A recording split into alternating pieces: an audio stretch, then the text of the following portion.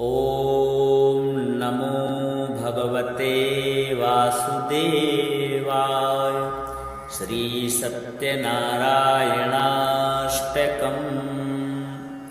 आदिदेवं जगत् कारणं श्रीधरं लोकनाथं विभुं व्यापकं शङ्करं सर्वभक्तेष्टदं मुक्तिदं माधवं सत्यनारायणं विष्णुमि संभजे। सर्वदा लोककल्याणपारायणं देवगोविप्ररक्षार्थसद्विग्रहं दीनहीनात्मभक्ताश्रयं सुन्दरं सत्यनारायणं विष्णुमि संभजे। दक्षिणे यस्य गङ्गा शुभा शोभते राजते सा रमा यस्य वामे सदा यः प्रसन्नाननो भाति भव्यश्च तं सत्यनारायणं विष्णुमि संभजे। संकटे संगरे यं जनः सर्वदा स्वात्मभिनाशनाय स्मरेत् पीडितः पूर्णकृत्यो भवेद् यत्प्रसादाच्युतं सत्यनारायणं विष्णुमि संभजे। वाञ्छितं दुर्लभं यो ददाति प्रभुः साधवे स्वात्मभक्ताय भक्तिप्रियः सर्वभूताश्रयं तं हि विश्वम्भरं सत्यनारायणं विष्णुमि संभजे। ब्राह्मणः साधु वैश्यश्चेतुं गद्भजो ये भवन्विश्रुता यस्य भक्त्यामरा लीलया यस्य विश्वं ततं तं विभुं सत्यनारायणं विष्णुमि संभजे। येन चाब्रह्मवालतृणं धार्यते सृज्यते पाल्यते सर्वमेतज्जगत् भक्तभावप्रियं श्रीदयासागरं सत्यनारायणं विष्णुमि संभजे। सर्वकामप्रदं सर्वदा सत्प्रियं वन्दितं देववृन्दैर्मुनीन्द्रार्चितं पुत्रपौत्रादिसर्वेष्टदं शाश्वतं सत्यनारायणं विष्णुमि संभजे। अष्टकं सत्यदेवस्य भक्त्या नरः भावयुक्तो मुदा यस्त्रिसन्ध्यं पठेत् तस्य नश्यन्ति पापानि तेनाग्निना इन्धनानि शुष्कानि सर्वाणि वै।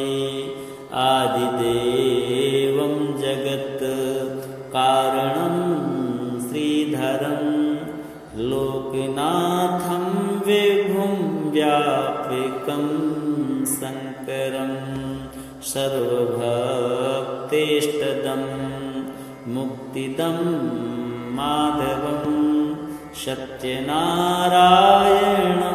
विष्णुमीशं भजे। सत्यनारायणं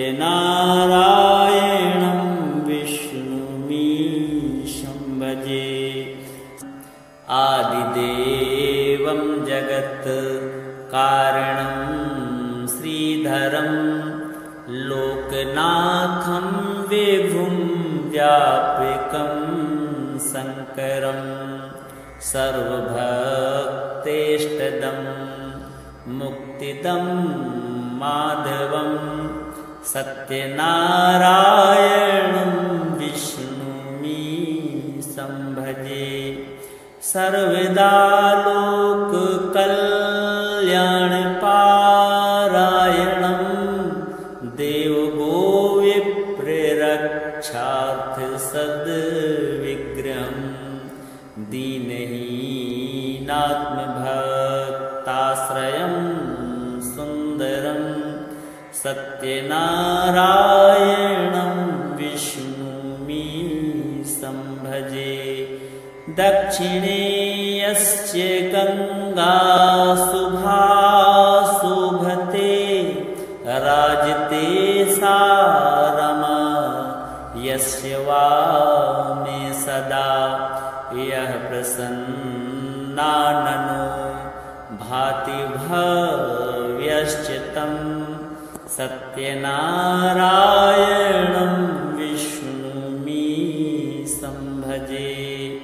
संकटे संगरे यं जनः सर्वदा स्वात्मभीनाशनाय स्मरेत् पीडितः पूर्णकृत्यो भवेद् यत्प्रसादाच्च तं सत्यनारायणं विष्णुमीशं भजे।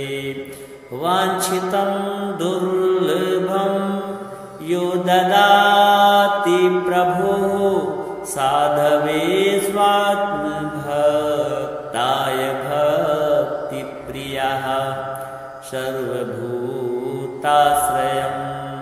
तं हि विश्वम्भरं सत्यनारायणं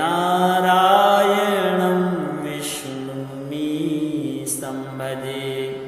ब्राह्मणः साधु वैश्यश्चेतुङ्गध्वजो ये भवन्विश्रुता यस्य भक्त्यामरा लीलया यस्य विश्वं ततं तं विभुं सत्यनारायणं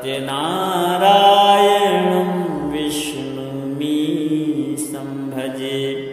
येन चाब्रह्मवालतृणं धार्यते सृज्यते पाल्यते सर्वमेतज्जगत्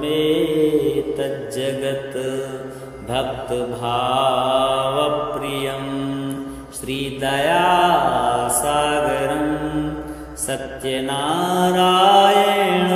विष्णुमीशं भजे। सर्वकामप्रदं सर्वदा सत्प्रियं वन्दितं देववृन्दैर्मुनीन्द्रार्चितं पुत्रपौत्रादिसर्वेष्टदं शाश्वतं सत्यनारायणं विष्णुमीशं भजे। अष्टकं सत्यदेवस्य भक्त्या नरः भावयुक्तो मुदा यस्त्रिसन्ध्यं पठेत् तस्य नश्यन्ति पापानि तेनाग्निना इन्धनानि शुष्कानि सर्वाणि वै। आदिदेवं जगत् कारणं श्रीधरं लोकनाथं विभुं व्यापकं शङ्करं सर्वभक्तेष्टदं मुक्तिदं मा सत्यनारायणं विष्णुमीशं भजे। सत्यनारायणं विष्णुमीशं भजे। आदिदेवं जगत् कारणं श्रीधरं लोकनाथं विभुं व्यापकं शङ्करं सर्वभक्तेष्टदं मुक्तिदं माधवं सत्यनारायणं विष्णुमीशं भजे। सर्वदा लोककल्याणपारायणं देवगोविप्ररक्षार्थसद्विग्रहं दीनहीनात्मभक्ताश्रयं सुन्दरं सत्यनारायणं विष्णुमीशं भजे। दक्षिणे यस्य गङ्गा शुभा शोभते राजते सा रमा यस्य वामे सदा यः प्रसन्नाननो भाति भव्यश्च तं सत्यनारायणं विष्णुमीशं भजे। संकटे संगरे यं जनः सर्वदा स्वात्मभीनाशनाय स्मरेत् पीडितः पूर्णकृत्यो भवेद् यत्प्रसादाच्युतं सत्यनारायणं विष्णुमीशं भजे। वाञ्छितं दुर्लभं यो ददाति प्रभुः साधवे स्वात्मभक्ताय भक्तिप्रियः सर्वभूताश्रयं तं हि विश्वम्भरं सत्यनारायणं विष्णुमीशं भजे। ब्राह्मणः साधु वैश्यश्चेतुङ्गध्वजो ये भवन्विश्रुता यस्य भक्त्यामरा लीलया यस्य विश्वं ततं तं विभुं सत्यनारायणं विष्णुमीशं भजे। येन चाब्रह्मवालतृणं धार्यते सृज्यते पाल्यते सर्वमेतज्जगत् भक्तभावप्रियं श्रीदयासागरं सत्यनारायणं विष्णुमीशं भजे। सर्वकामप्रदं सर्वदा सत्प्रियं वन्दितं देववृन्दैर्मुनीन्द्रार्चितं पुत्रपौत्रादि सर्वेष्टदं शाश्वतं सत्यनारायणं विष्णुमीशं भजे। अष्टकं सत्यदेवस्य भक्त्या नरः भावयुक्तो मुदा यस्त्रिसन्ध्यं पठेत् तस्य नश्यन्ति पापानि तेनाग्निना इन्धनानि शुष्कानि सर्वाणि वै। आदिदेवं जगत् कारणं श्रीधरं लोकनाथं विभुं व्यापकं शङ्करं सर्वभक्तेष्टदं मुक्तिदं माधवं सत्यनारायणं विष्णुमीशं भजे सत्यनारायणं विष्णुमीशं भजे आदिदेवं जगत् कारणं श्रीधरं लोकनाथं विभुं व्यापकं शङ्करं सर्वभक्तेष्टदं मुक्तिदं माधवं सत्यनारायणं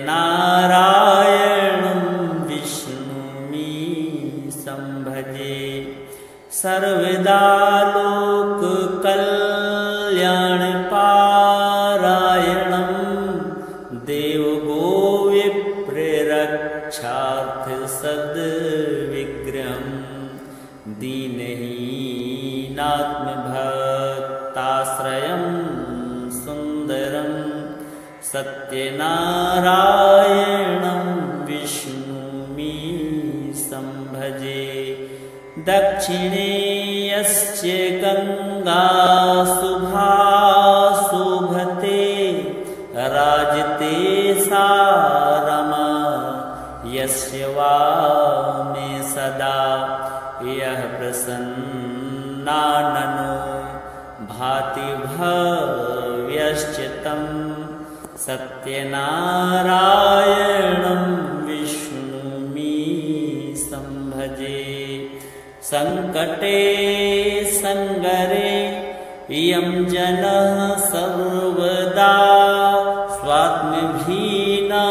स्वात्मभीनाशनाय स्मरेत् पीडितः पूर्णकृत्यो भवेद् यत्प्रसादाच्युतं सत्यनारायणं विष्णुमीशं भजे वाञ्छितं दुर्लभं यो ददाति प्रभुः साधवे स्वात्मभक्ताय भक्तिप्रियः सर्वभूताश्रयं तं हि विश्वम्भरं सत्यनारायणं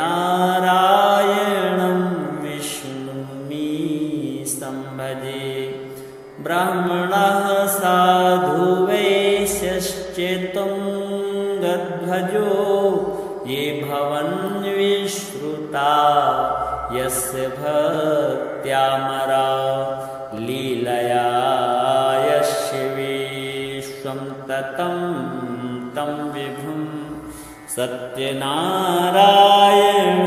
विष्णुमीशं भजे येन चाब्रह्मवालतृणं धार्यते सृज्यते पाल्यते सर्वमेतज्जगत् भक्तभावप्रियं श्रीदयासागरं सत्यनारायणं विष्णुमीशं भजे सर्वकामप्रदं सर्वदा सत्प्रियं वन्दितं देववृन्दैर्मुनीन्द्रार्चितं पुत्रपौत्रादिसर्वेष्टदं शाश्वतं सत्यनारायणं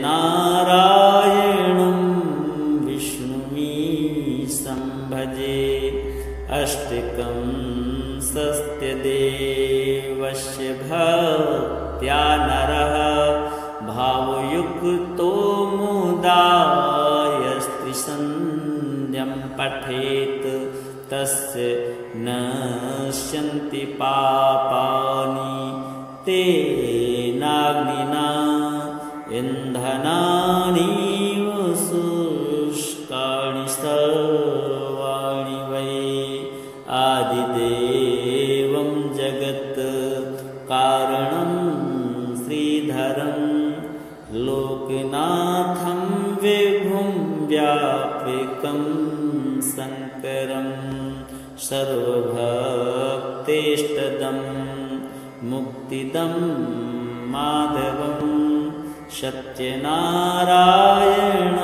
विष्णुमीशं भजे सत्यनारायणं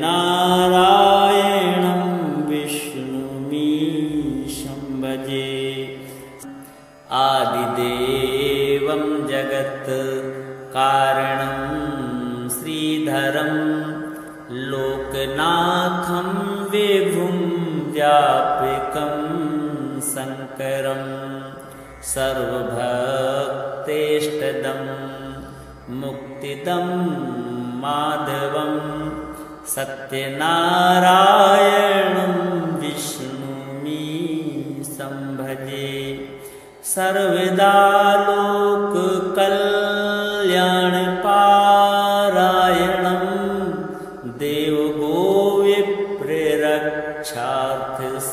देवगोविप्ररक्षार्थसद्विग्रहं दीनहीनात्मभक्ताश्रयं सुन्दरं सत्यनारायणं विष्णुमीशं भजे दक्षिणे यस्य गङ्गा शुभा शोभते राजते सा रमा यस्य वामे सदा यः प्रसन्नाननो भाति भव्यश्च तं सत्यनारायणं विष्णुमीशं भजे संकटे संगरे यं जनः सर्वदा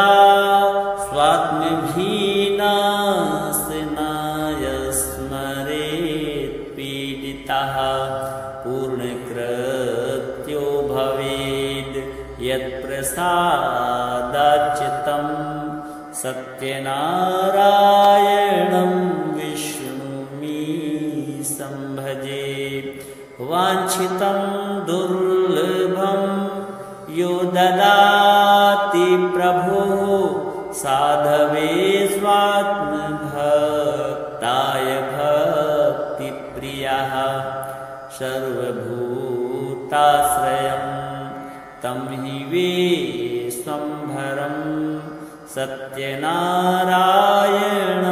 विष्णुमीशं भजे ब्राह्मणः साधु वैश्यश्चेतुङ्गध्वजो ये भवन्विश्रुता यस्य भक्त्यामरा लीलया यस्य विश्वं ततं तं विभुं सत्यनारायणं विष्णुमीशं भजे येन चाब्रह्मवालतृणं धार्यते सृज्यते पाल्यते सर्वमेतज्जगत् भक्तभावप्रियं